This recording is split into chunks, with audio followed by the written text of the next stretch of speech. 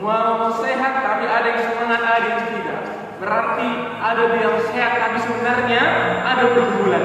Tapi kita percaya, biarlah kiranya melalui pemberitaan firman ini, yang sedang lemah, yang sedang berbeban berat, yang sedang sakit, semua dihiburkan. Amin, amin, amin. Mari kita buka Alkitab kita dari kitab Kisah Para Rasul, pasalnya yang pertama, ayat yang pertama sampai ayat yang ke-11. Kitab Kisah Para Rasul pasal pertama, ayat yang pertama sampai ayat yang ke-11. Saya akan bacakan untuk kita sekalian, demikian firman Tuhan. Hai Theophilus, dalam bukuku yang pertama aku menulis tentang segala sesuatu yang dikerjakan dan diajarkan Yesus sampai pada hari ia terangkat. Sebelum itu ia telah memberi perintahnya oleh Roh Kudus kepada rasul-rasul yang dipilihnya, pada mereka yang menunjukkan dirinya setelah penderitaannya selesai, dan dengan banyak tanda yang membuktikan bahwa ia hidup. Sebab selama 40 hari ia berulang-ulang menampakkan diri dan berbicara kepada mereka tentang kerajaan Allah. Pada suatu hari ketika ia makan bersama-sama dengan mereka, ia melarang mereka meninggalkan Yerusalem dan menyuruh mereka tinggal di situ, menantikan janji Bapa yang demikian katanya, telah kamu dengar daripada aku. Sebab Yohanes membaptis dengan air, tetapi tidak lama lagi kamu akan dibaptis dengan Roh Kudus. Yesus terangkat ke surga. Maka bertanyalah mereka yang berkumpul di situ, Tuhan, maukah Engkau pada masa ini memulihkan kerajaan bagi Israel? Jawabnya, engkau tidak perlu mengetahui masa dan waktu yang ditetapkan Bapa sendiri menurut kuasanya. Tetapi kamu akan menerima kuasa kalau Roh Kudus turun ke atas kamu, dan kamu akan menjadi saksiku di Yerusalem dan di seluruh Yudea dan Samaria dan sampai ke ujung bumi.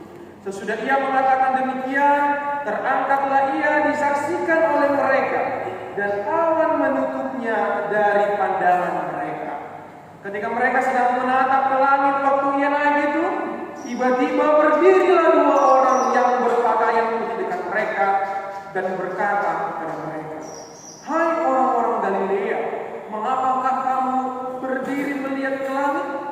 Yesus ini yang terangkat ke surga meninggalkan kamu akan datang kembali dengan cara yang sama, seperti kamu melihat dia naik ke surga. Demikian pembacaan firman Tuhan. Bapak Ibu Saudara yang terkasih dalam Tuhan kita Yesus Kristus, pada hari ini dalam ibadah kenaikan Tuhan Yesus ke surga, kita disapa oleh firman Tuhan dalam tema Yesus naik ke surga dan akan datang kembali.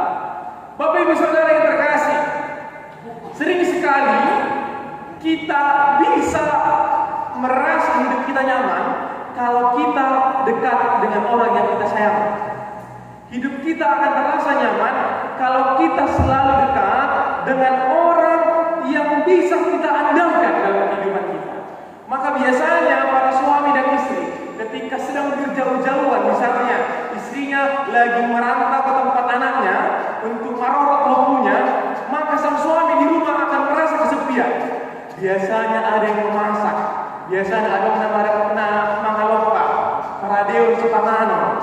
Tapi beberapa hari ini dan bahkan beberapa hari akan datang, saya sendirian dan saya merasa kesepian. Anak-anak pun demikian. Kalau mamanya sama bapaknya di rumah, pasti ada perasaan lebih tenang. Apalagi kalau mati lampu. Kalau gak ada orang di rumah, maka akan terasa sedih, akan terasa lumun. Itulah kehidupan kita, Bapak Ibu Saudara. Kita akan merasa nyaman kalau orang yang bisa kita andalkan, kalau orang yang dekat dengan kita, dan orang yang kita sayangi selalu berada dekat dengan kita. Bahkan kami pernah mengingatkan anak muda ini yang LDR, yang pacaran LDR, hubungan jarak jauh, akan beda rasanya dengan yang berpacaran di satu tempat. Dan itulah yang kita alami, Bapak Ibu Saudara. Bahkan kita harus jujur, seberapa sering kita mengingat Pak Borhaton geleng dalam mengarakto, sehingga mengarakto misalnya lanjut kuliah, mana lau mengalului pada rejoan, sesering apapun mengingat, pasti ketika mau mengantar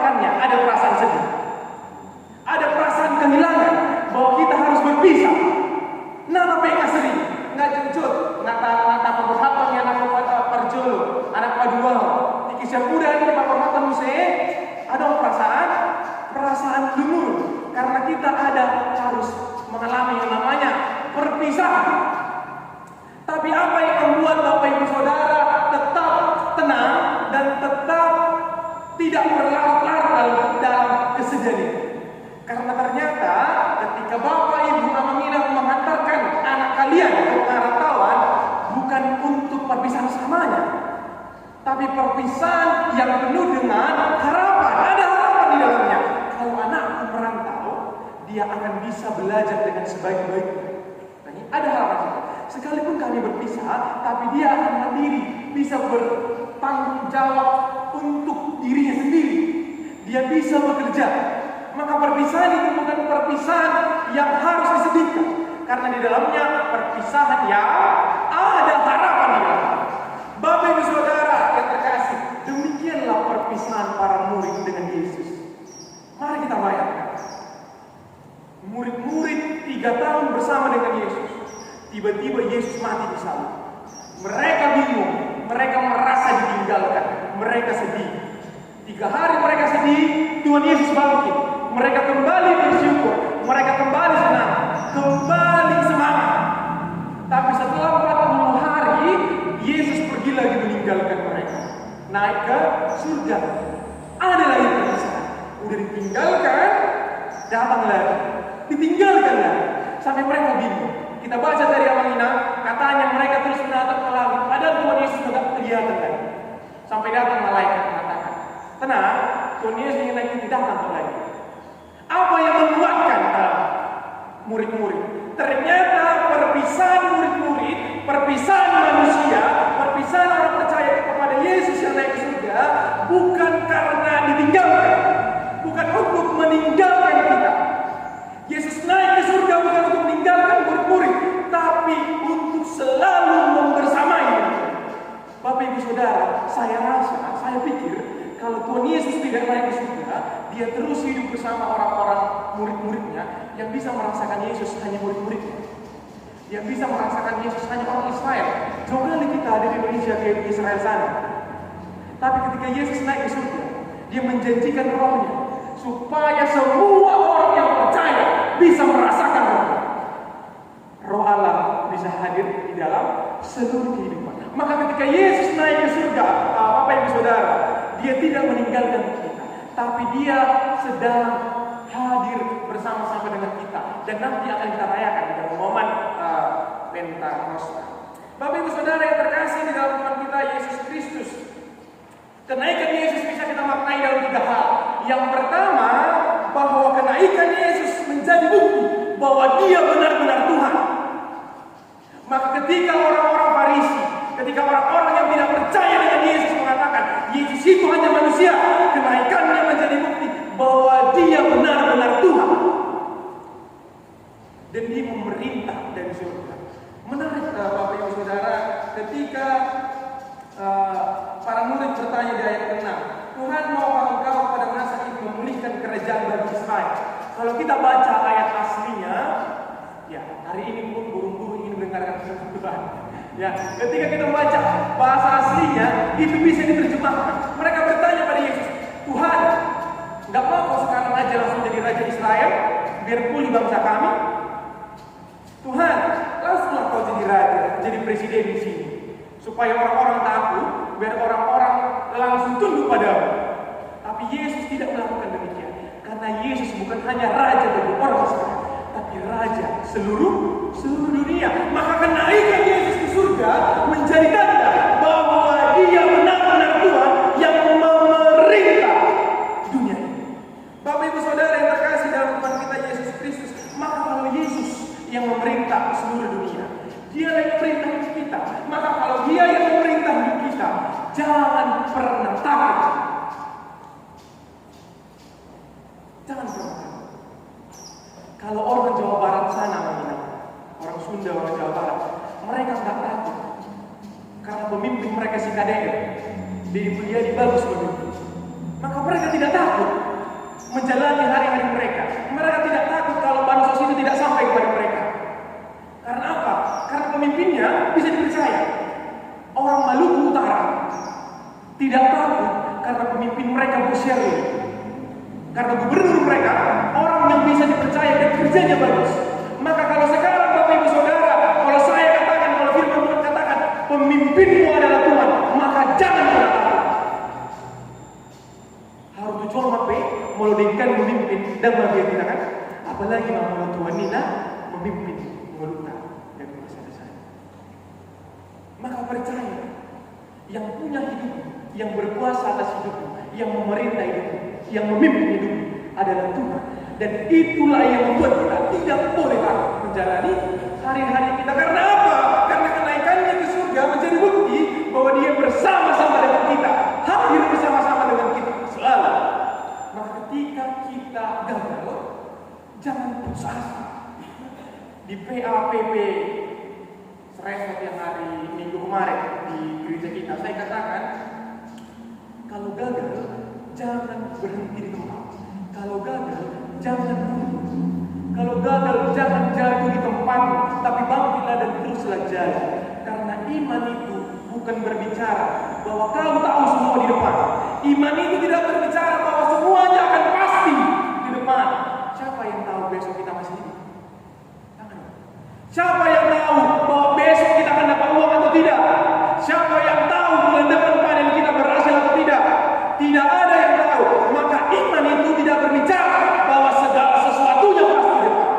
Tapi iman berbicara sekalipun natape segala sesuatu tidak jelas di depan. Sekalipun segala sesuatu belum pasti di depan. Tapi bersama Yesus kita mampu menjalani. Tapi bersama Yesus kita bisa melangkah maju. Sekalipun banyak masalah saat ini, bahkan mungkin pun besok masalahnya akan lebih banyak lagi. Tapi iman berkata, di dalam masalah ini Tuhan membersamai, didoakan Dewa Tadu melewati masalah ini. Karena Dialah Tuhan, Tuhan kita. Bapak Ibu Saudara yang terkasih, maka janganlah hidup seolah-olah Tuhan jauh. Janganlah hidup seolah-olah Yesus jauh dari kita. Memang Dia naik ke surga, tapi melalui Roh-Nya yang dijanjikannya di momen kenaikan, ketika Dia naik ke surga, itu hadir bersama-sama dengan kita. Maka saat kita menghadapi masalah keluarga, tekanan ekonomi, keuangan yang sangat berat, sakit, penyakit, relasi antara anak dan orang tua, relasi antara istri dan suami yang tidak baik, relasi antara keluarga, jangan pernah merasa bahwa seolah-olah Yesus itu jauh dari kita.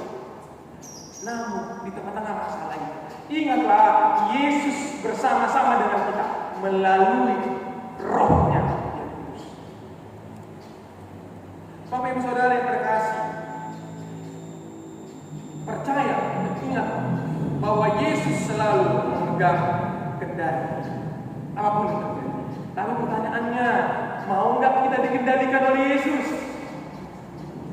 Jujur, akajolo mau enggak? Ngagilih dewata sakapna dikani. Ale andang sarupa sakap ni dewata atau sakapna dan molo ibana ku sakap ni dewata. Tuhan sudah memberikan yang terbaik. Tuhan mengendalikan segalanya dengan baik. Tapi pertanyaan, maukah kita? Tuhan kasih rencananya. Ini rencana kita berbeda. Pertanyaannya, maukah kita berjalan dengan rencana? Apa kita kekeh? Kita keras kepala? Oh, ini yang terbaik. Tapi Yeremia mengatakan, Yeremia 29:11, bahwa rancangan Allah sakap di dewata, sakap dari sakaplah di Roma. Maka maulah dikendalikan oleh Tuhan. Di dalam setiap masalah, jangan fokus, jangan hanya menggunakan kekuatanmu sendiri, tapi percayalah dan serahkan seluruhnya kepada Tuhan. Biar Tuhan yang bekerja. Kerjakan bagianmu, sisanya berikan kepada Tuhan. Kerjakan apa yang bisa kau kerjakan. Kerjakan tanggung jawabmu sebagai suami, kerjakan tanggung jawabmu sebagai istri, kerjakan tanggung jawabmu sebagai anak di tengah-tengah keluarga. Sisanya serahkan kepada Tuhan. Tuhan sudah mengerjakan. Ini yang bisa, ini tanggung jawab kerjakan.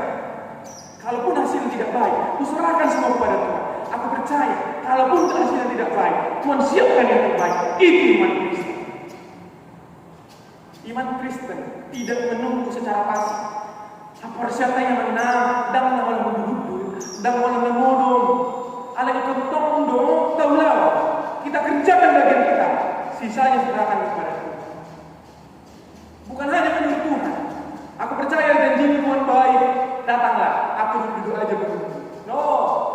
Iman tidak begitu. Oh Tuhan, aku percaya Kau kasih semua anakku sukses. Udah kami tunggu lagi rumah ini, rumahnya akan berturut terus. Ujung-ujungnya gak ada uang makan. Masalah. Tapi iman kita berkata, Tuhan aku percaya, Tuhan siapkan yang terbaik pada anakku. Tuhan siapkan yang terbaik bahwa anakku akan sukses. Tapi kita pun mengerjakan tanggung jawab kita. Anak harus belajar dengan sungguh-sungguh. Orang tua mencukupkan apa yang dibutuhkan. Anak, sisanya Tuhan udah bekerjakan bagianku. Sekarang aku serahkan pada Tuhan. Itulah iman Kristen. Dia yang memegang hidup kita. Percaya kalau mau lu jual apa kita boleh Korsea. Apalagi dan lain halaman di bagasa kuatan Yesus Kristus. Napa dua? Ya halana Korsea ikon boy gabe siti dari Kristus. Ketika Yesus naik ke surga, dia menyuruh murid-muridnya untuk menjadi saksi Yerusalem, Judea sampai ke ujung. Artinya di seluruh dunia ini dan molan cisian ales di jolmana Korsea ikon gabe dari Kristus. Kita punya tanggung jawab menjadi saksi Kristus di tengah dunia. Untuk apa? Memberitakan siapa itu Yesus, memberitakan ajaran Yesus, memberitakan Injil Kristus. Itu tugas kita. Tapi pertanyaannya, amal kan memberitakan firman Tuhan itu kan tugas pendeta, kan tugasnya sintua. Terus kami bagaimana? Gitu kan? Kalau tugas, kalau tugas memberitakan firman hanya pada sintua dan pada pendeta, maka bagaimana dengan jemaat biasa? Bagaimana amal kami bisa menjadi saksi Kristus supaya orang-orang mengenal Injil Kristus? Bapak Ibu Saudara, saya mau sampaikan bahwa menjadi saksi Kristus tidak harus dengan berfoto. Menjadi saksi Kristus tidak harus datang kepada orang nggak percaya. Percaya kepada Yesus. Begini kata agama kami. Begini kata kitab kami. No, menjadi saksi Kristus bukan demikian. Memberitakan firman Tuhan bukan demikian. Karena apa? Karena kita kasih penghinaan sama orang yang nggak percaya, sama orang Islam misalnya, baca ya. Tahu nama jahat bibirunai, kalau Al-Quran kami beda menjahami, apalagi lah kalau kita tahu, Yesus begini. Dia nggak tahu, harus lagi nami dapat belajar sesuatu. Dengan maka bagaimana caranya menjadi saksi Kristus? Menjadi saksi Kristus bukan hanya kau harus ngomong, kau tidak harus berkhotbah, tapi tunjukkan melalui kehidupanmu sehari-hari. Timotius, surat Petrus pada Timotius mengatakan bahwa kita seluruh orang percaya adalah surat-surat Kristus yang bisa dibaca semua orang. Mungkin kalau kita suruh orang baca ini, mereka tak mau baca, tapi dari kita lah orang membaca. Melalui hidup pula orang yang tak percaya itu bisa membaca siapa itu Yesus. Dari hidup pula orang yang tidak tahu siapa Yesus itu jadi tahu siapa Yesus. Dari hidup pula dan dari hidup Bapak Ibu Saudara, orang yang tidak percaya Yesus itu bisa tahu apa yang diajarkan. Bapak Ibu Saudara, ada dua orang stand up komedian bernama Tretan Muslim dan Benedion Rajagugu. Benedion Rajagugu ini dia pemain film agak lain kalau orang ingin tahu, dan dia adalah penulis film ngeri-ngeri sedap. Satu lagi Tretan Muslim, dia berasal dari Pulau Jawa sana. Dia orang Islam yang sangat taat dan sangat fanatik. Selama dia di Pulau Jawa, di Jawa sana, dia sangat membenci orang Kristen. Dalam pikirannya, Kristen adalah sesat. Kristen adalah ajaran yang salah. Maka dia menaruh kebencian di dalam hatinya kepada orang Kristen. Namun ketika mereka mengikuti stand up comedy akademi, perlombaan stand up comedy, perlombaan melawak, mereka sepakat. Si Benedion Kristen, si Tretan Muslim Islam. Ketika dia tinggal bersama si Benedion Rajagugu ini, pikiran dan cara pandang si Tretan Muslim berubah.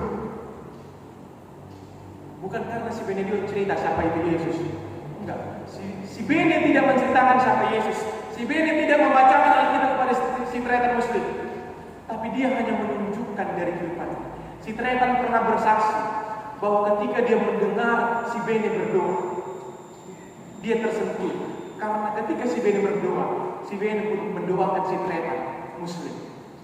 Sekalipun mereka berbeda agama, tapi si Bene mengasihi si Tretan. Sekalipun mereka beda agama, tapi si Bene mendoakan si Tretan. Maka si Tretan Muslim, cara pandangnya, cara berpikirnya yang tadinya memikirkan Kristen salah, sesat, dan jahat, diubahkan melalui kehidupan si Bene. Maka tindakan kita lebih besar kuasanya daripada perkataan.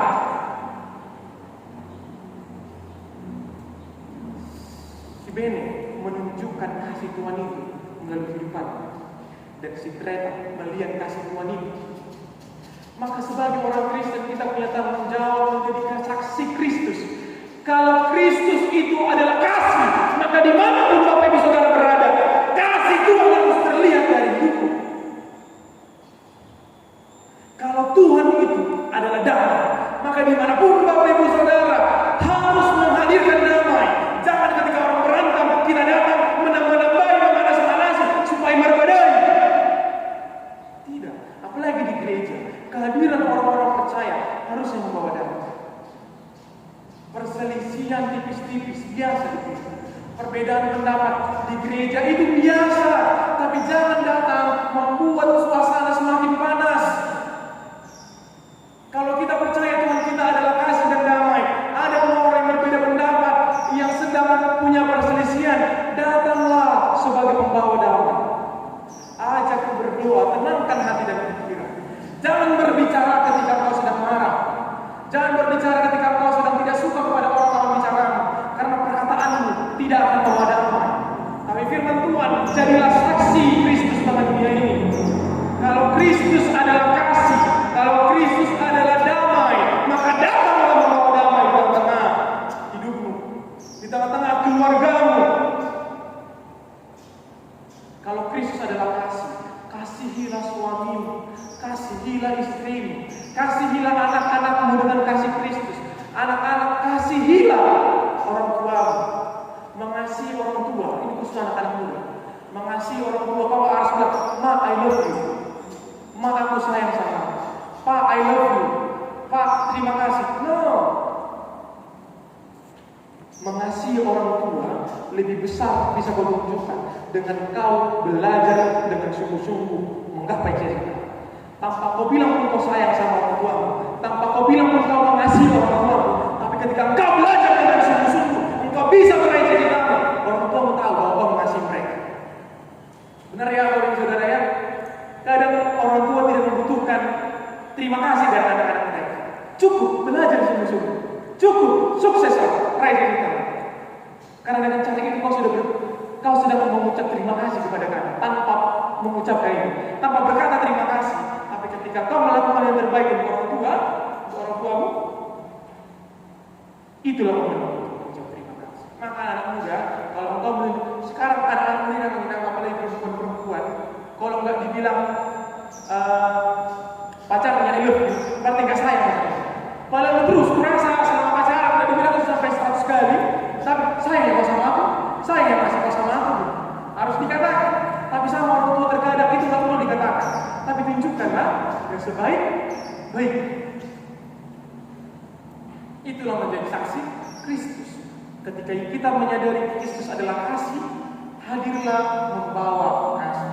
Kalau Kristus selalu membawa keadilan, maka datang membawa keadilan bagi seluruh orang sekitar.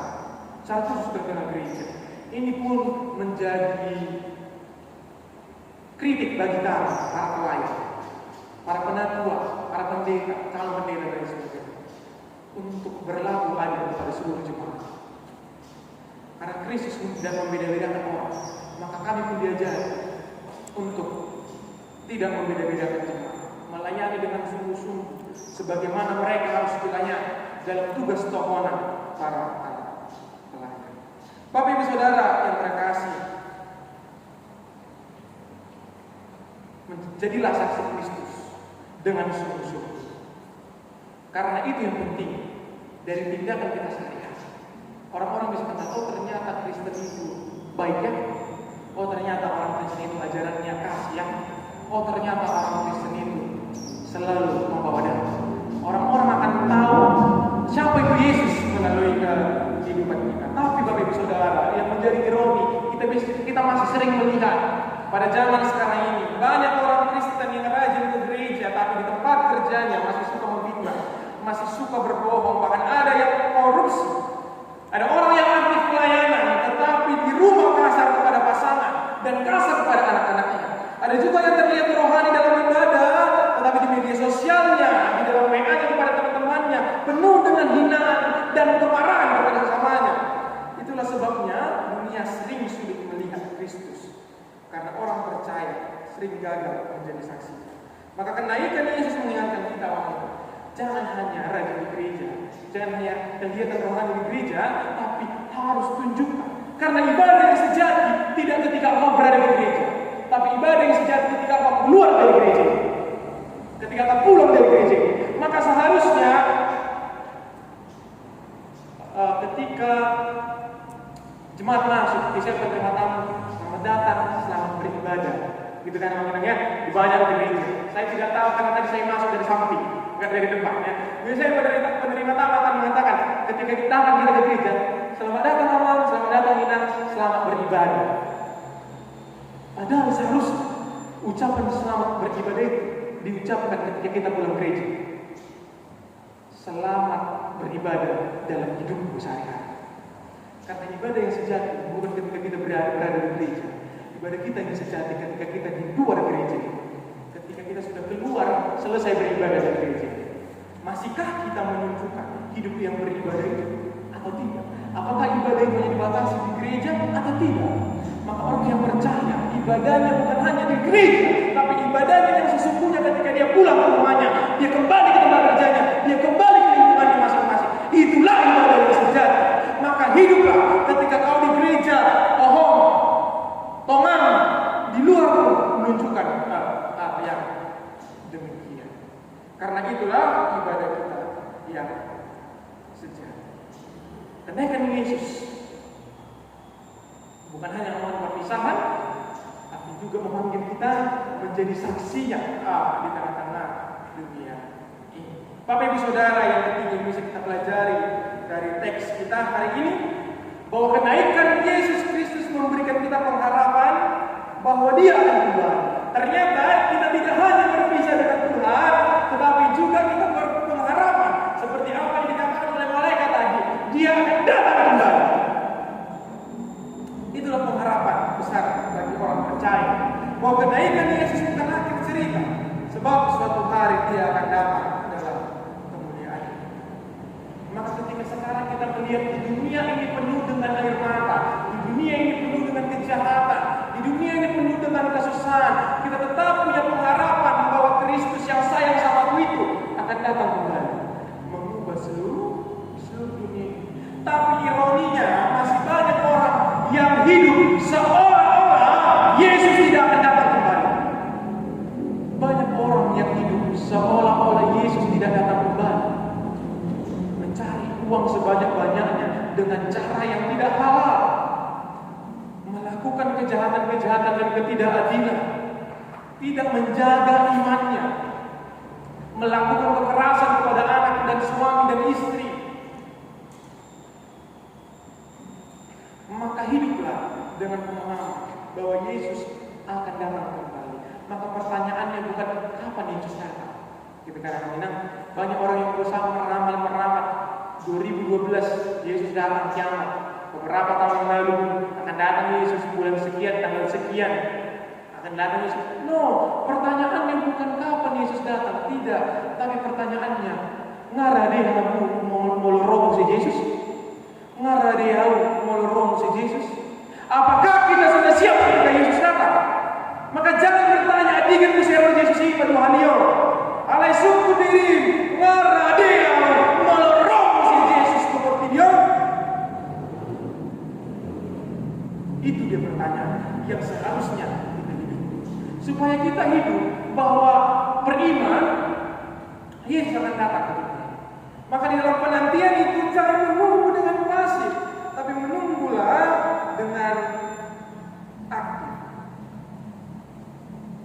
supaya ketika dia datang, kalau misalnya besok dia datang, dia masih menemukan ternyata di hidup kita semua masih ada kasih itu, masih ada iman itu, masih ada pengharapan itu. Itu dia, menunggu dengan pengharapan. Bapak Ibu Saudara yang terkasih di dalam kita Yesus Kristus, ulanglah dalam kehidupanmu sehari-hari dan ingatlah bahwa kenaikan Tuhan Yesus bukanlah perpisahan tanpa harapan. Justru melalui kenaikannya ke surga, dia membuktikan bahwa dia benar-benar Tuhan, dia benar-benar Raja, dan dia pemerintah seluruh dunia termasuk hidup kita. Maka kalau dia memimpin hidup kita, undang-undang dia. Jangan takut apapun yang terjadi, dia tahu, dia memahaminya. Datang kepadanya, kita minta supaya dia menolong kita. Dan ingatlah bahwa kita tidak hanya menunggu kapan Yesus datang. Kita tidak hanya menunggu kapan Yesus datang kembali lagi ke dunia ini. Tapi mari bertanya, kita mempersiapkan diri kita menunggu kedatangannya, supaya ketika dia datang, dia mendapati kita tetap setia. Dan jadilah saksi Kristus, bukan hanya melalui perkataan, tapi melalui tindakan. Karena sebagus apapun saya berkata seperti ini, sebagus apapun saya berkhotbah, kalau saya tidak hidup dalam firman Tuhan, tidak ada gunanya. Tapi sekalipun kita tidak pintar berkata-kata, menyampaikan firman, menyampaikan khotbah, tapi kalau hidup kita menjadi khotbah kita, maka kuasanya sangat-sangat besar bagi orang-orang di sekitar kita. Kiranya melalui perayaan kenaikan Tuhan Yesus Kristus yang pada hari ini yang kita rayakan, kita dapat menghayatinya dengan sungguh-sungguh. Dan kita tidak hanya bersukacita karena Yesus naik ke surga, tetapi kita juga sungguh-sungguh hidup sebagai saksi Kristus sampai Ia datang kembali. Amin. Kita bersatu di dalam doa. Bapa di dalam surga, kami sungguh bersyukur